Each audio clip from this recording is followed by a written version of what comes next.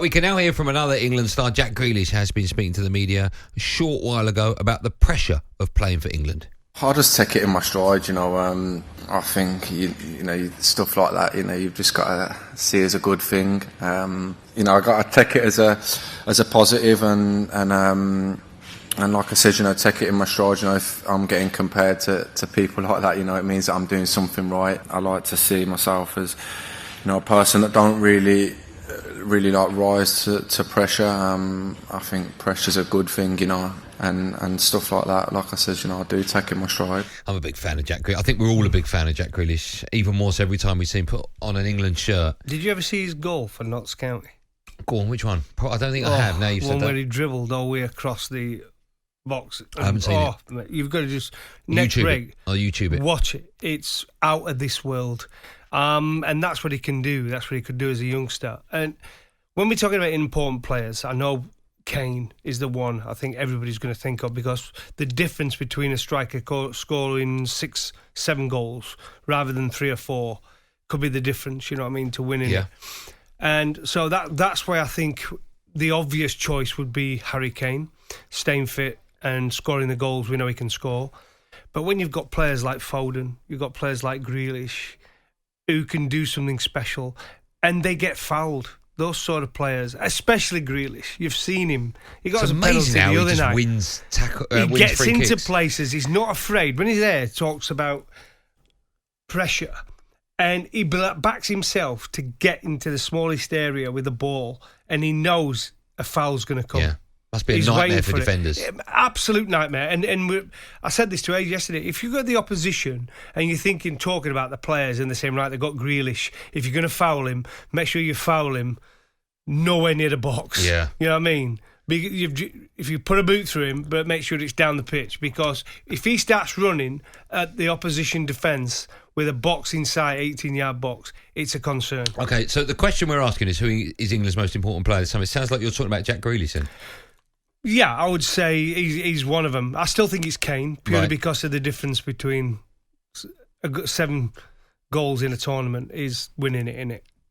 You've got a good chance if he's scoring that many. If he's got 7, we've got a good chance of winning it, or winning the final. Let me chuck this in, because everyone is saying that you can't win the Euros with a poor defence, okay? Okay, then let's say Stones then. Well, I was going to say Maguire. I was going to say how he's important not fit. I know, but how important is he to England? How important is a Harry Maguire that after the third game for the rest of the tournament is fit? Is that more important than Harry Kane? If he doesn't play in the first 3 games, is he going to be fit for the next game? He'll have had no game time, if that's what you're saying.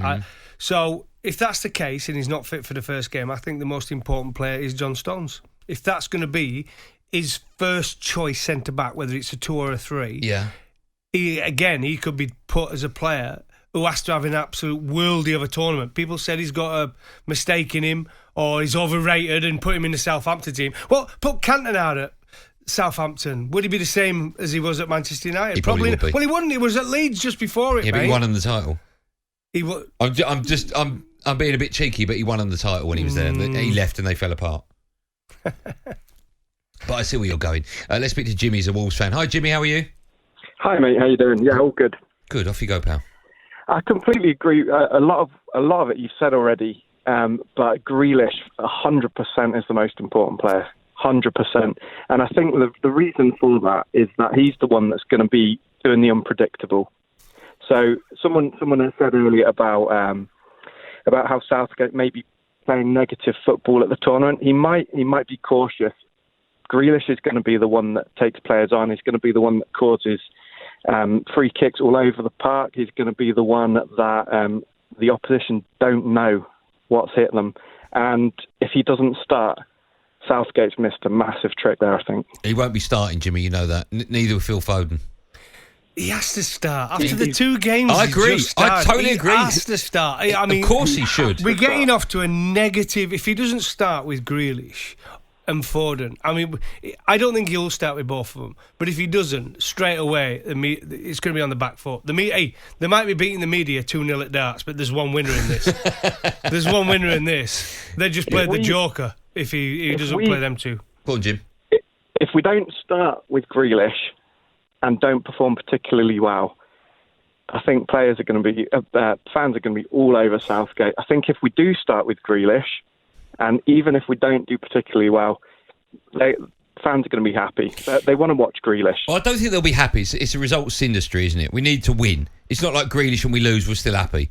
We need to win, irrelevant of who plays. If we keep winning, Jimmy, no one's going to moan. We need to play Grealish. I agree with you. You're right, mate, because one of the reasons when we've gone into all these tournaments in the past is that we struggle to break down poorer teams. That's always been a criticism. And someone who can do that, we've got two players who can do that Gough, all of a sudden, which is Gough, Foden. We struggle to break down anyone. Well, it's Foden and Grealish, though, that can do something different. Yeah, but we fail to break down anyone. Not just weak teams, good teams as well. We're just not as good as we think we are.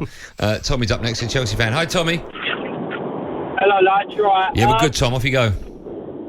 I think Mason Mount is England's most valuable player because I see a stat the other day, and it was something about players creating the most chances out of all the leagues in Europe, and Mason Mount was the highest English chance creating player on the list.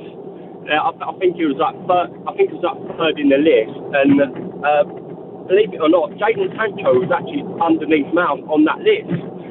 I see an interview the other day leading up to the Champions League final of Mason Mount, and I think it was Joe Cole was interviewing Mason Mount, and Mason Mount was saying that he doesn't feel pressure whatsoever, and I feel like that there is so important in European in football in the tournament coming up for the whole team as well, and we've seen it before with Lampard starting him as captain. That just proves he's got the abilities to lead the team. Is he more important than Harry Kane, Tommy? It's hard. I believe he is more important than Harry Kane because he's creating the chances for attacking football, and Harry Kane is finishing the chances. Yeah, but what about if Harry Kane's not there to put those chances away? That is a hard one. I've been thinking. Would you rather have Harry Kane up top and Jack Grealish creating, or Mount creating for Calvert-Lewin?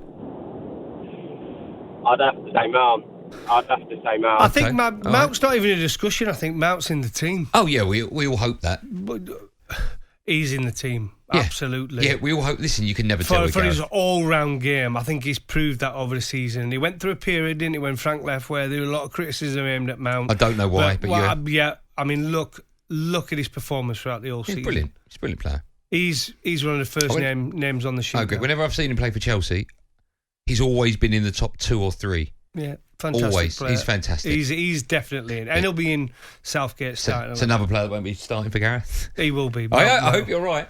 I just can't see Foden and Grealish in that team. I would put them in. I just can't see Gareth putting them in. He'll play it too safe. Do you think he'll play either of them? Because I don't. I think he'll start Sterling and Rashford. Yeah, me too. Yeah, and that would be so sad. No, but Sterling shouldn't be there because he's not been brilliant, and he's not been playing for City a lot. Riyad Mahrez has been playing, and also the form Bernardo men. Silva, yeah, the form players are Grealish and Foden. But, what do I know? I'm not the England manager. Maybe you know more than me. 08717 223344. This is Drive on talkSPORT in association with Paddy Power.